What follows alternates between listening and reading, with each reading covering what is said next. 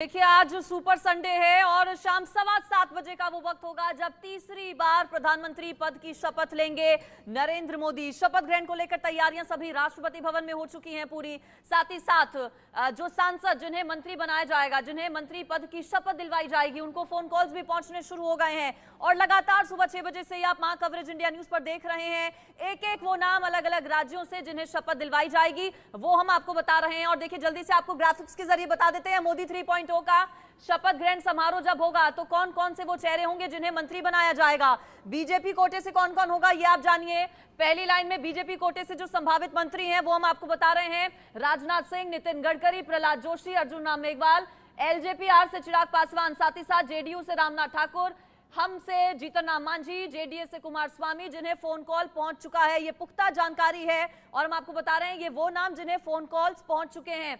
इसके अलावा आरजेडी से जयंत चौधरी और उत्तर प्रदेश अपना दल एस से अनुप्रिया पटेल, ये वो चेहरे ग्राफिक्स के जरिए आप मेरे पीछे देख रहे हैं जिनको फोन कॉल्स पहुंच चुके हैं। बीजेपी कोटे से वही बड़े नाम, बड़े चेहरे देखिए इससे पहले जिन्हें जिम्मेदारियां दी गई थी, यानी कि जो मोदी पार्ट 1 में भी मंत्री थे, पार्ट 2 में भी मंत्री थे और अब मोदी 3.0 में भी बीजेपी के बड़े चेहरे जिन्हें एक बार फिर से बीजेपी की ओर से मंत्री बनाया जाएगा। इसमें बीजेपी से राजनाथ सिंह है, नितिन गडकरी है, प्रहलाद जोशी है, साथ ही साथ अर्जुन राम मेघवाल हैं जो कि मंत्री बनाए जाएंगे। और जैसा कि जानकारी मिली कि बीजेपी जो बड़े प्रमुख विभाग है वो अपने पास ही रखने वाली है। इसमें गृह विभाग, राज्य विभाग, वित्त विभाग शामिल है। इसके अलावा विदेश मंत्रालय भी बीजेपी अपने पास ही रखेगी। रचना, अंजलि ने बता दिए हैं वो पुख्ता नाम जिन्हें फोन कॉल पहुंच चुकी है और वो बड़े चेहरे जिन्हें पीएम मोदी के साथ आज शपथ ग्रहण में देखा जाएगा। और मंत्रिमंडल में किन किन चेहरों को जगह मिल रही है उसमें कास्ट इक्वेशन बड़ी बात है, उसमें फीडबैक बड़ी बात है, उसमें डेडिकेशन बड़ी बात है।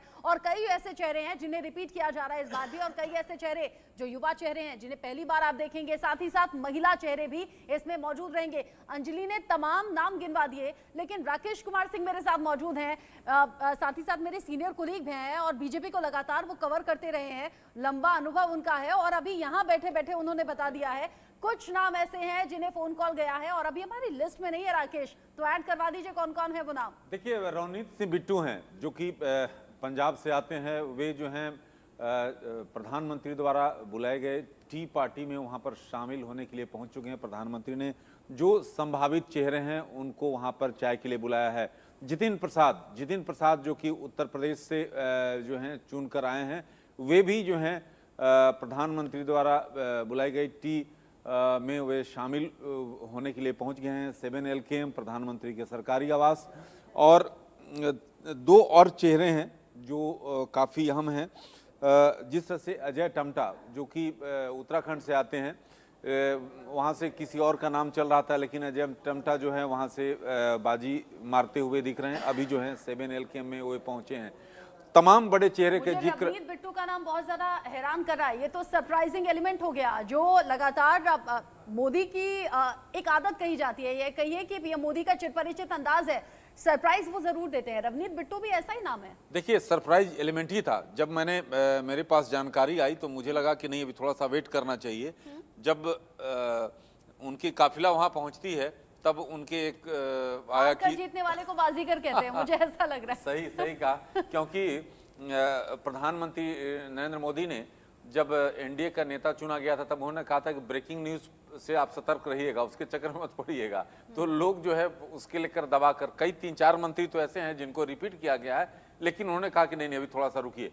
तो ये देखिए ये प्रधानमंत्री की कार्यशैली है। नहीं, आप तो ब्रेकिंग न्यूज के चक्कर में पड़ेंगे ही ना, आपको तो ब्रेकिंग न्यूज देनी पड़ेगी भाई। आपके कंधों पर तो बड़ी जिम्मेदारी है। कुछ और ब्रेकिंग न्यूज हो तो बता दीजिए अभी भी।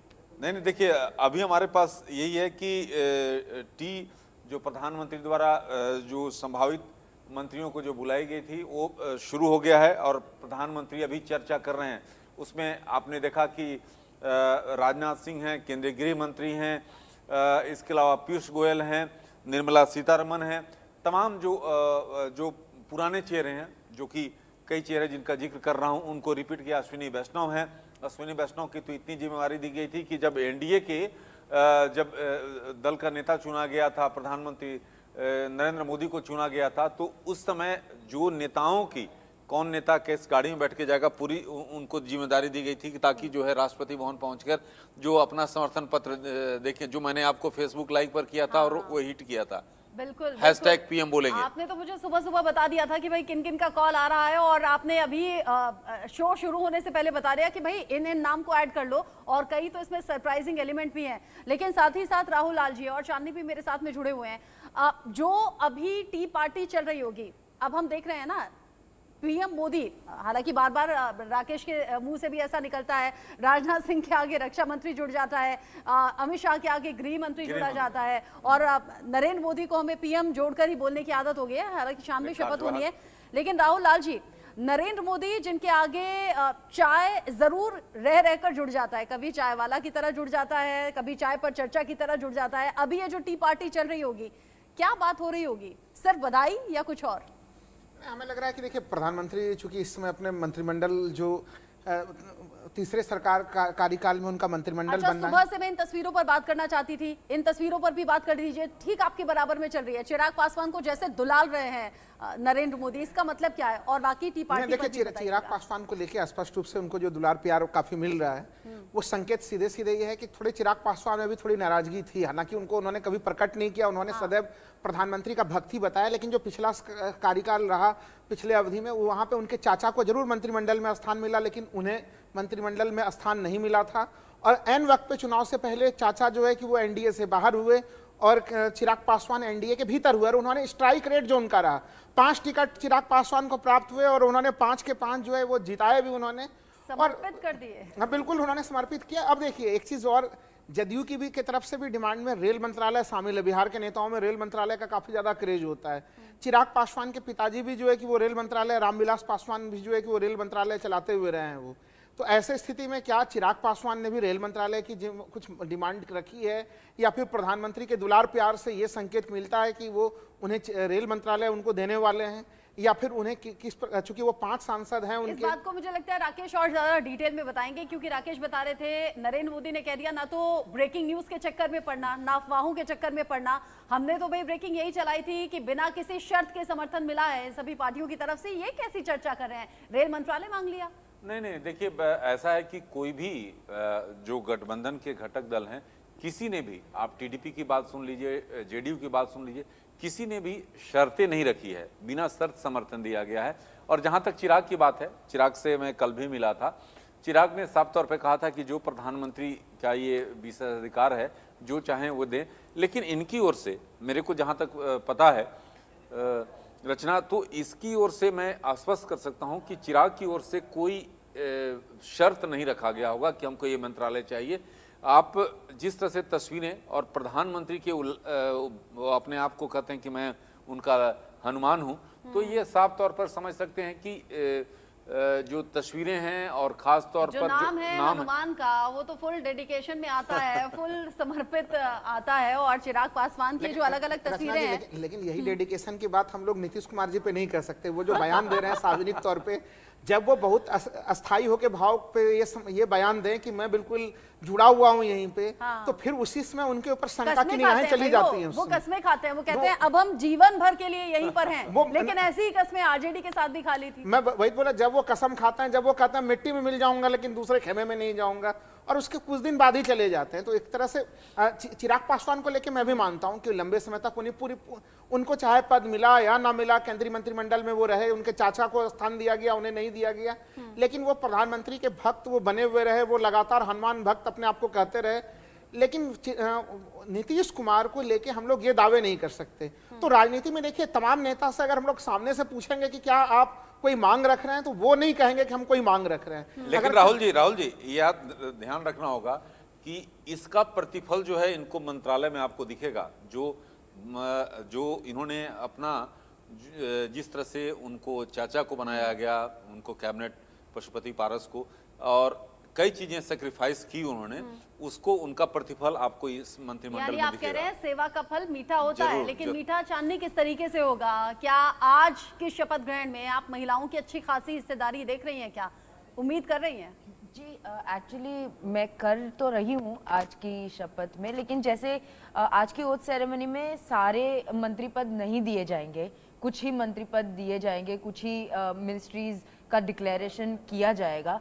तो आज अगर हो या ना हो, लेकिन इस 3.0 का जो कैबिनेट मिनिस्ट्री का जो एक एग्रीगेशन होगा, उसमें मैं देख सकती हूँ, क्योंकि प्रधानमंत्री हमारे हमेशा विमेन एम्पावरमेंट के बारे में बात करते हैं और वो महिलाओं को आगे आके सम्मानित करते हैं, उन अपेक्षा करते हैं कि महिलाओं का समावेश हो हर फील्ड में। और एक बात भी है कि इस टाइम वोटिंग में सबसे ज्यादा महिलाओं ने ही वोट किया है, तो ये भी एक फैक्टर है। मुझे लगता है में भी तो बार बार हमने सुना महिलाएं, मेरी बहनें, और साथ ही साथ युवाओं को उन्होंने बहुत ज्यादा खास तरजीह दी है। बिल्कुल। और इस कैबिनेट में इस बार के चुनाव में एक्चुअली 30 के नीचे भी 5 से 6 ऐसे लोग हैं जो कि चुन के आए हैं, और एक यूथ फैक्टर भी इस बार एक कैबिनेट में देखने को मिलेगा।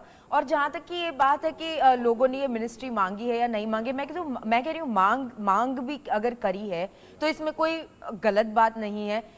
एक एक्सपेक्टेशन होना कि हमने अगर समर्थन दिया है और हमको ये चीज़ अगर मिलनी चाहिए, ये एक नेगोशिएशन की बात होती है, ये उस लेवल पे बात, जैसे कहते हैं कि हम स्पेकुलेट नहीं करते हैं अभी से कि किसको क्या मिलना है, लेकिन अगर इंतजार तो है लेकिन अनुमान भी है। और टीवी स्क्रीन की जो तैयारी है वो बता रही है, नीचे की पट्टी में हम देख रहे हैं 7 घंटे 29 मिनट 33 सेकंड, अब तो 32, 31, 30 ये कम होता जाएगा टाइम, जैसे जैसे शाम 7:15 बजे का टाइम नजदीक आएगा, यानी कि नरेंद्र मोदी एक बार फिर से देश में प्रधानमंत्री के तौर पर शपथ लेने वाले हैं, और ये लगातार तीसरी बार हो रहा है। साथ ही साथ साइड में आप जो ग्राफिक्स देख रहे हैं, वहां पर आप देख रहे हैं उन सभी चेहरों के नाम जो संभावित हैं, और इनमें से कई तो ऐसे हैं जिन्हें फोन कॉल्स आ चुके हैं, यानी कि उनका मंत्री बनना तय है। लेकिन राकेश जो मेरे साथ में है, आजकल बड़ा अपनी डाइट पर ध्यान देते हैं, और जब मैं उनसे पूछती हूं तो कहते हैं भाई देश के पीएम नरेंद्र मोदी जब ये डाइट फॉलो कर सकते हैं तो मैं क्यों नहीं।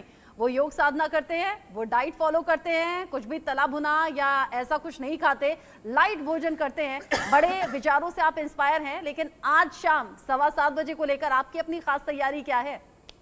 देखिए, जहां तक पूरा देश ही नहीं बल्कि पूरा विश्व की नज़र है कि आखिरकार मोदी 3.0 में किन किन चेहरों को शामिल किया जा रहा है, किस तरह से घटक दलों, क्योंकि प्रधानमंत्री नरेंद्र मोदी या जिस तरह से अब तक नरेंद्र मोदी जी ने जो सरकार चलाई, चाहे अगर बात करें मुख्यमंत्री के तौर पर गुजरात में, या 10 साल उन्होंने जिस तरह से सरकार चलाई यहाँ केंद्र में, अब इस बार जो है गठबंधन की सरकार है, तो उसमें किस तरह से समन्वय रखा जाएगा, सबकी नजरें हैं और हम भी इस पर नजर बनाए रखे हुए हैं। अच्छा, शपथ ग्रहण राष्ट्रपति भवन में है, तैयारियां खूब है, लेकिन नया सूट आप पहनकर आए हैं, शाम में पहुंच रहे हैं क्या आप?